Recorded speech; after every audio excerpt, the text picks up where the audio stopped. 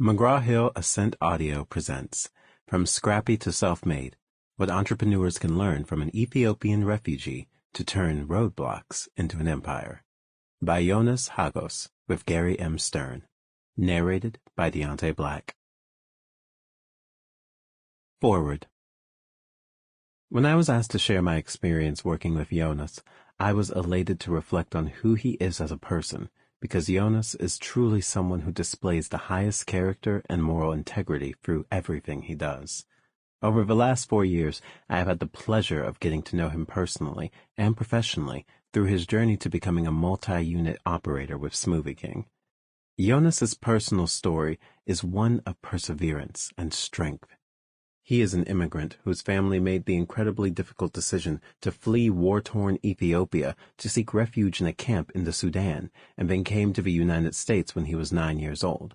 Then, following the events of September 11, 2001, he enlisted in the U.S. Army, earning a Purple Heart fighting in Iraq. After serving in the military, Yonas went on to begin what would ultimately become an incredibly successful career in restaurant franchising. I'll never forget my first meeting with Yonas. It was in Chicago, where I had traveled to see his new Smoothie King store.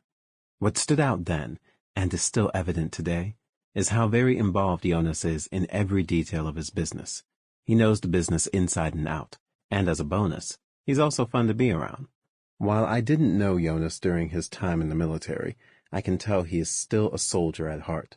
He understands the mission we're trying to achieve at Smoothie King, executes our brand standards flawlessly, and never breaks protocol. He is a servant leader.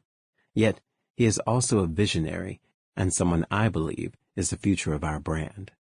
As you'll soon note throughout this book, Yonas is inspirational, and he lights up a room, or in this case, a book, when he talks about his passions, whether it's his family, community, or business endeavors. I think Yonas's secret is that he's a go-getter. He's not one to sit back and wait. If he finds something that works, he is going to replicate that proven process over and over again.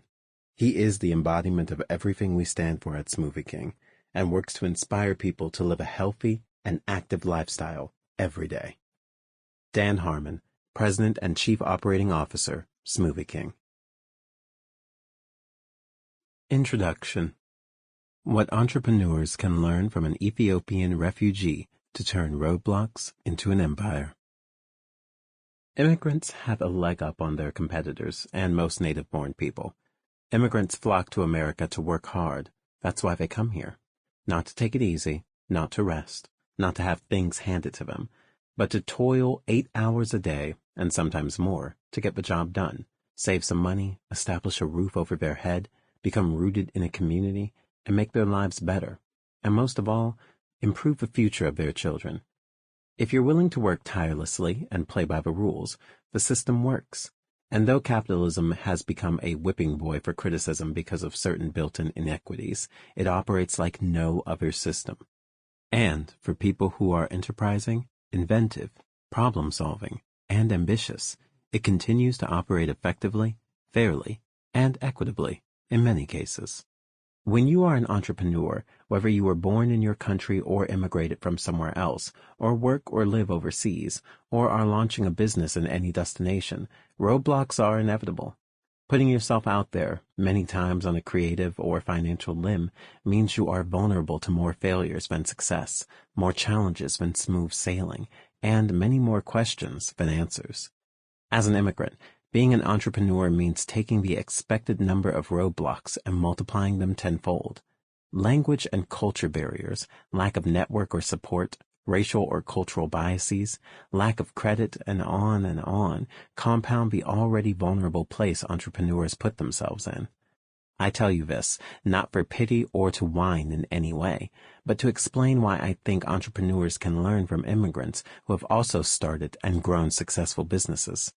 We found ways through the struggle, got inventive, had harder blows that we bounced back from, and can share that knowledge and journey to anyone with an entrepreneurial spirit. And though my background and expertise are rooted in operating restaurant franchises and then independent eateries, this book is aimed beyond the narrow contingent. It's aimed at anyone who has an entrepreneurial spirit and wants to launch his or her own business. And it could be any kind of business, ranging from a cleaning and painting service, which, as you'll see, was my first venture out of a starting gate, a startup store, an app, a food truck, a dry cleaning store, a bodega, a translation service, or just about anything else where one person, or perhaps more than one, is launching a shop, service, or business. It could even be a startup business ignited by an Instagram account, which is how one real estate agent introduced an online business for real estate brokers to generate leads. This may sound like a platitude, but you need to find your passion. If golf is your passion, then consider opening a golf specialty store, or a golf-themed bar with golf memorabilia, or a golf training school. When I meet people who want to open a franchised restaurant because it will yield passive income, I know they're often doomed for failure. Making money isn't the same as being driven and energized by a love of something. It's just a capitalistic goal, and it will eventually, as I've seen ample times before, lead to failure and/or depression. Cliché or not, finding your passion is essential to launching your business dream and sustaining it. Once you've found your passion, educate yourself about the business to determine whether you're a good fit. That can entail working as a barista if a coffee business is your dream, or as a salesperson in a ski shop if opening a ski shop is your ultimate pursuit, or as a translator if you want to open such a business. Immerse yourself in the business, ask questions, find a mentor, and observe everything. It's what I did, which you'll note in future chapters, when I started as a teenager in entry-level roles at McDonald's and Burger King. Become a sponge. Observe all you can see and absorb everything. Focus on the specific details. How do orders come in? Whom are they ordered from? How are they priced? A study titled The National Study of Millionaires by Ramsey Solutions, published in April 2022, reported that only 21% of millionaires received any inheritance at all. That means 4 out of 5 millionaires earned their money on their own, likely emanating from modest means, and were self-made, like myself. The notion that only the rich in the United States become millionaires is misguided and misinformed. Most millionaires earn their money through hard work and determination. Hence, you have to muster up and show true grit. Going beyond hard work, grit describes people who demonstrate perseverance toward a goal despite being confronted by various obstacles and distractions. Grit means overcoming hurdles, having the resolve to keep going, always believing in yourself, not giving up, not taking no for an answer, and showing the determination to keep going and never give in. Connected to that trait is showing hustle. That means always finding ways to achieve your goals, going beyond the call of duty, stretching yourself to accomplish what you want to do. Entrepreneurs come in all stripes and backgrounds and nationalities and ages, but in 2023, the landscape for starting a venture has been transformed. In the last few years, because the pandemic rattled and disrupted so many startup businesses, and money tightened up and interest rates rose, the marketplace has become more competitive and stratified. It's become harder to start a business and sustain it. More and more, it takes a shark mentality to thrive as an entrepreneur. It's not that startup CEOs or founders need to attack anyone, but they need to attack problems, confront them, and devise solutions to them. When diners weren't permitted to eat inside a restaurant, we stepped up our drive-thrus, emphasized delivery, and engaged the services of third-party deliverers like DoorDash, Grubhub, and Uber Eats. And all restaurant operators had to enhance their websites, improve off-premises ordering, and increase social media marketing when their audience was staying home due to COVID restrictions. In fact, startup entrepreneurs, whether restaurateurs, small business owners, fitness instructors, or app developers, need to learn to attack problems before they even emerge. In 2023, before the year ended, I called all my district managers to ask them what they expected to be the major issue for the coming year, what was troubling them, what was leading to decreasing their revenue or disrupting their steady flow. For me, that's all part of a shark's entrepreneurial attitude. Attack the problem before it surfaces and grows. When I think about my life and what it took to achieve my goals, I think about my 24-hour day. We all have the same hours in a day, whether born rich or dirt poor or somewhere in between. How we choose what we do with that 24-hour period is what separates the winners and the entrepreneurial success stories from the others who fall by the wayside. I've also been able to make each 24-hour period pay off, never giving up, devoting my entire energy to meeting every challenge placed in front of me. The 10 minutes you wasted staring into space, which can easily turn into an hour, you can never get back. Ultimately, all we have in life is time, and I'm dedicated to making every minute count with as few vacant moments as can be. Since time is our most valuable asset, I'm going to make the best of every minute, every hour, and every accomplishment as much as I can. And that can entail owning 47 restaurant franchises, 2 independent eateries, a butcher shop, and a vodka company, all while nurturing a family. And who exactly knows what's next? And that's a message I find that many people, including many 20-year-olds that I observe, don't seem to understand. What they do at that point in their emerging lives will determine the direction of their lives. Every minute counts, and their mindset can lead to creating the framework of their success. Time cannot be wasted, is my motto, but must be taken advantage of, used, and contribute to one's impending success. Every lesson I share in this book is all about using time wisely, and that means making sure a variety of things are accomplished with and in that time. In the sections that follow, I will tell you stories of trial and error or pivots and of plain inexperience that helped me figure out better ways to utilize my time. Sometimes I needed to spend my time becoming schooled in the ways of doing business. Other times, I needed to spend my hours networking, finding mentors, and asking lots of questions. When I thought I didn't have time, I found some anyway, in order to connect personally with customers, gathering intel that informed me on better ways to operate and manage my businesses. And a large amount of time was spent putting sweat equity in, doing the manual work that perhaps you'd hire employees to do, but at early stages don't have a budget to do so. Marketing? Yes, I had to make time to learn that. Selling? That was an ever-present feature of usage of my valuable and limited time. When you are an entrepreneur, it isn't enough to say, work smarter, not harder. It's both hard and smart all the day long.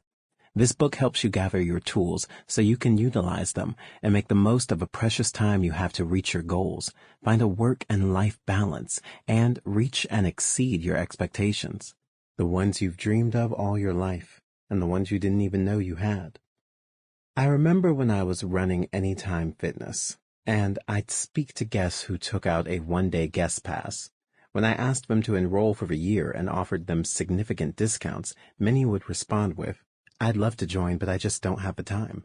I'd say to them, how important is your physical health to you? What kind of priority is it to stay fit? What role does keeping your weight down play in your life? How important is it to you to feel mentally and physically sharp? Might joining contribute to your avoiding the chances of becoming a prime heart attack, the #1 killer of Americans ahead of cancer, victim?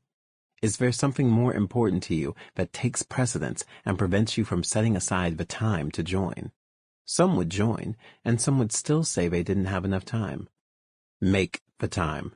Either join the fitness center and stay fit, or fail to attain your lifelong goals. What will it be? Saying you want to be an entrepreneur and becoming one require you to ask yourself similar questions to the ones I asked to potential gym members. How important is your business or idea to you?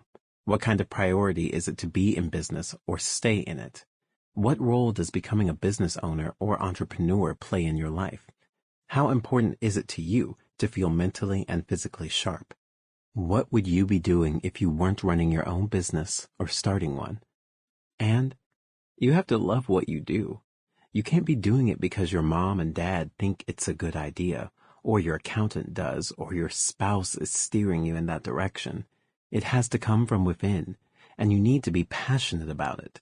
It's all in if you want to win. Half-hearted won't make you a success. When I was starting out at Dunkin Donuts and attending conferences and would speak to potential franchisees, I'd ask them what sparked their franchise interests. Their answers were telling. Some would say it's the best way to make a steady living, but they weren't really committed to running a franchise and figured it would be laborious work that would wear them down. Too many hours and too many tasks, they'd say. I knew that those franchisees either wouldn't succeed or wouldn't last, or both. They were going to be miserable in due time, and even if their franchises took off for a while, it would grind them down and sap their energy and spirit. There were just too many conflicts, too many disputations, battles, challenges, and obstacles to keep them going in operating a restaurant franchise if they weren't, like me, totally committed to running a restaurant and making it fun while working hard. For me, it's a joy to run a restaurant because I'm working for myself. Yes, I face problems/complaints every single day, such as when the customers ask why the cashier got the order wrong, or why the French fries were cold, or wants to know where the general manager is to resolve an issue. And here are a couple more uncomfortable ones. Why did the customer write a negative review on Yelp that the fries were cold rather than coming to us to solve the problem? How did we manage to bounce back from a damaging hurricane? The list goes on and on and on. And it doesn't matter what the business is. I write about restaurant franchises because I'm steeped in that business, but it cuts across any startup. Are you having to raise funding when you don't have sufficient capital? Looking for loans when banks don't want to offer money to the inexperienced?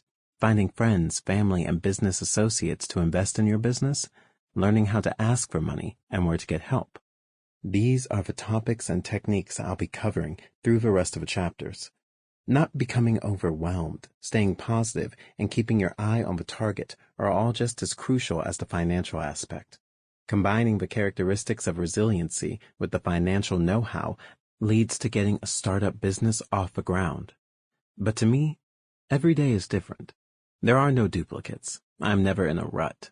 Each day brings new challenges that I've never faced before that keep me fresh and agile and responsive to solve the issue and move on from it, and please the customers and retain the employees. My day can change in a split second. I write a list of 12 things to do each day, and some days I cross off 8 of them, and sometimes none of them. I will admit that I've wasted very little time. That's been one of my mantras, day in and day out. Make the best of every moment. And the satisfaction derived from running a restaurant chain is fulfilling. When the customer says to me, "Thanks for replacing the cold fries with the hot ones," it feels good. When the manager compliments me for interceding and solving the problem, it resonates with me. Being poor as a child and teenager drove my work ethic. Most native-born people who are middle class or affluent often don't face the gritty struggles that poor people and immigrants encounter on a daily basis. Those struggles strengthen people. Yes, there were times starting out that I faced hardship and thought about giving up, as when every bank and credit union rejected my loan applications to buy the fitness center, one no after another. Or was it 10 no's and more after another? But I kept going. Nothing stopped me from achieving my goals. All I kept saying to myself was that I needed an opportunity. And then I learned to tap the people who knew me the best, my friends and family, and sometimes my colleagues. They believed in me, my character and efforts, and let their money show their faith in me and my business goals. I learned to sell myself. Here's my dream of opening a fitness center, or a donut franchise, or a smoothie chain. Here's why it will succeed, and here's why I have the know-how to make it work. Here's my detailed business plan, and here's how I will make your money back and can make it grow. Come with me on this adventure to succeed in the restaurant business, was my underlying message. I often had a vision of where I wanted to take the franchise or company a year from now, 2 years from now, and beyond. With Country Vodka, for example, we'd be selling 10,000 cases by the end of 2022. But by the end of 2023, with our new national distributor reaching every liquor store and bar in Illinois, I expected that number to grow to 100,000 cases. There are approximately 50,000 bars in Illinois, and we're hoping to reach the bulk of them. The feeling to avoid at all costs is complacency. Once you think you're getting comfortable and have it made, that's the kiss of death that signals your fortunes will turn downward and diminish. Back when I was in the U.S. Army at age 21 and on patrol in Baghdad, I remember my sergeant saying that when it gets quiet on the streets, you better stay focused and on your toes. His point was that getting too complacent will relax you too much and prevent you from being prepared for the next attack. After the quietude comes the barrage, so you better be prepared. The first year after I opened my first Dunkin', the revenue started to expand, and I thought I had it made. Then a tough winter followed with snowstorms, and revenue declined. And I wasn't prepared to cut costs and find ways to attract customers. I had gotten complacent after that first year and paid the price, and I vowed it would never happen again. When I started out, I had two factors working against me, my age and my race. But I knew I could overcome my youth with devotion and hard work, and being black to me wasn't a drawback or a limitation, but a calling to work that much harder to succeed. Moreover, I never looked for a government handout. I was dedicated to making it as a person first and letting my actions speak for themselves. By analogy, I always told myself that I wanted to learn how to fish, master it, and lure in the halibut or cod. I never wanted the government to give me the fish. Once I caught the fish, I conquered the challenge and could do it again. I wanted people to say, Yonas earned it. He caught that fish. But what I was able to do was to take advantage of a freedom that the USA offers its citizens. What I've learned is that the United States allows you to do whatever it is you want and whatever you set your mind to, with very few restrictions.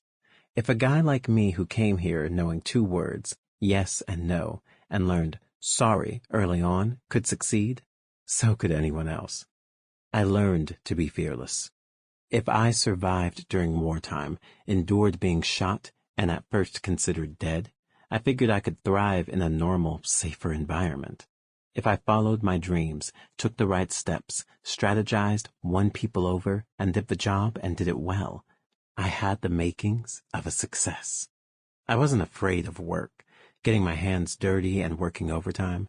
Every single day I pursued my dreams, the way gold seekers dig for gold, deeper and deeper in an unwavering way.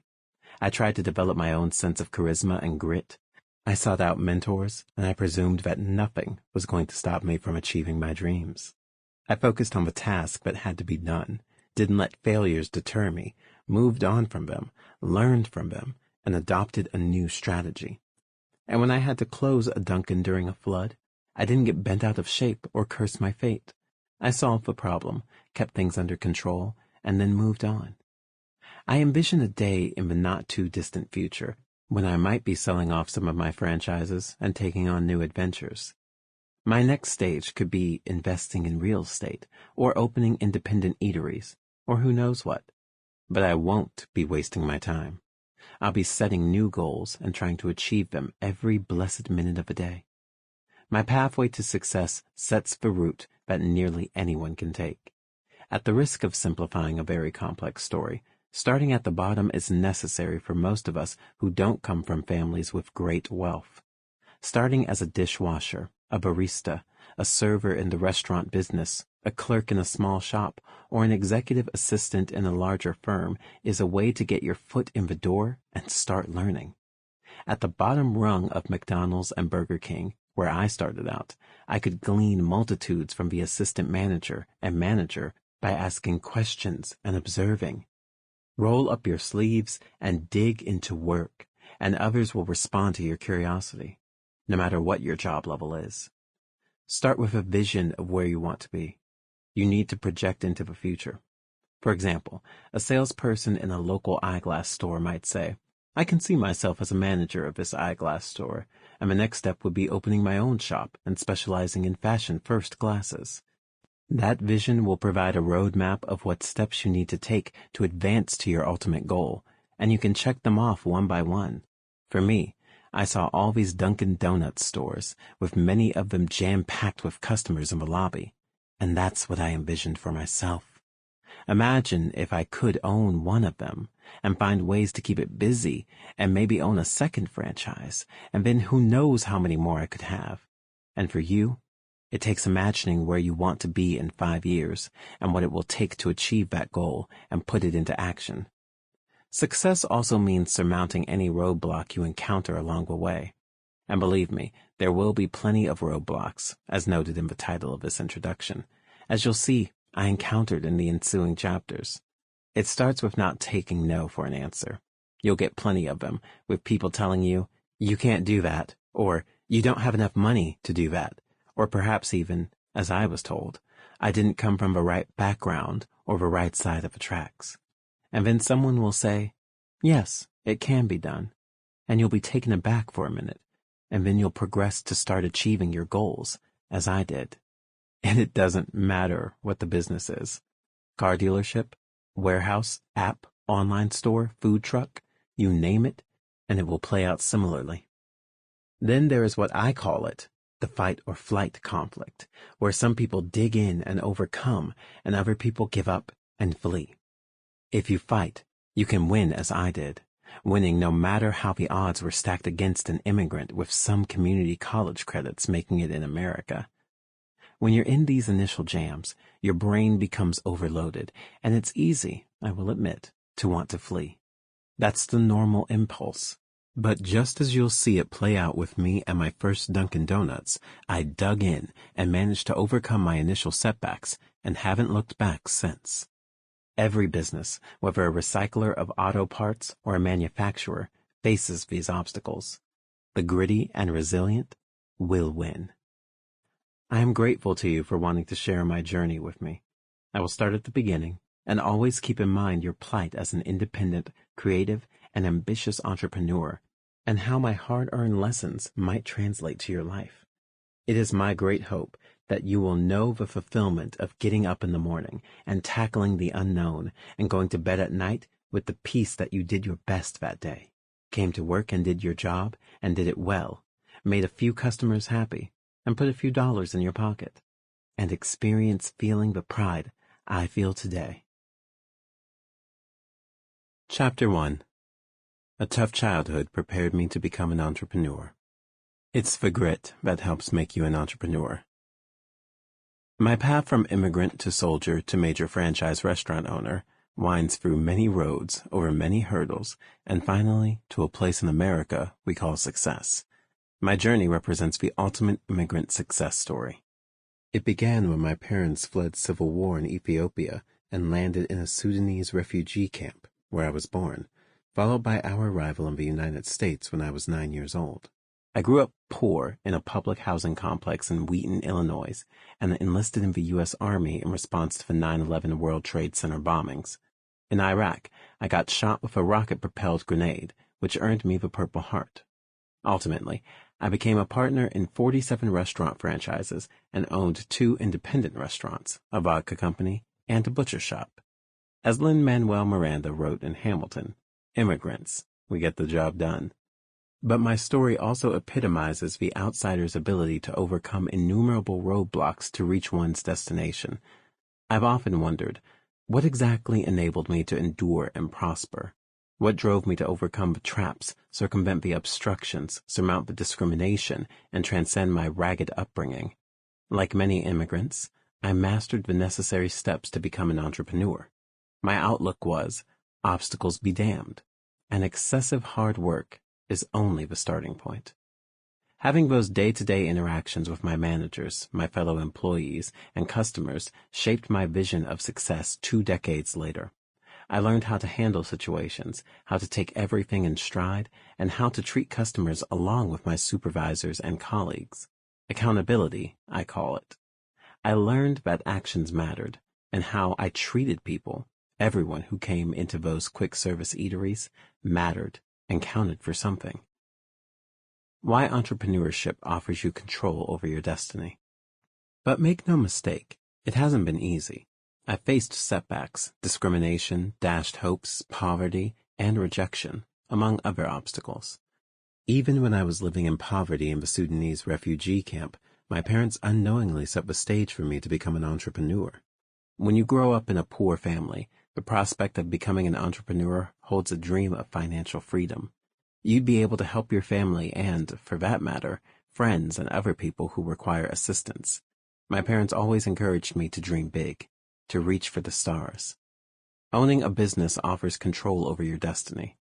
I may not have known this as a kid in that refugee camp, but by the time I got to high school in the States, I realized being part of an organization can mean you get laid off, and promotions often depend on one's college's insignia or ability to network, rather than merit alone. Owning a business is risky, but it gives you more. Sample complete. Ready to continue?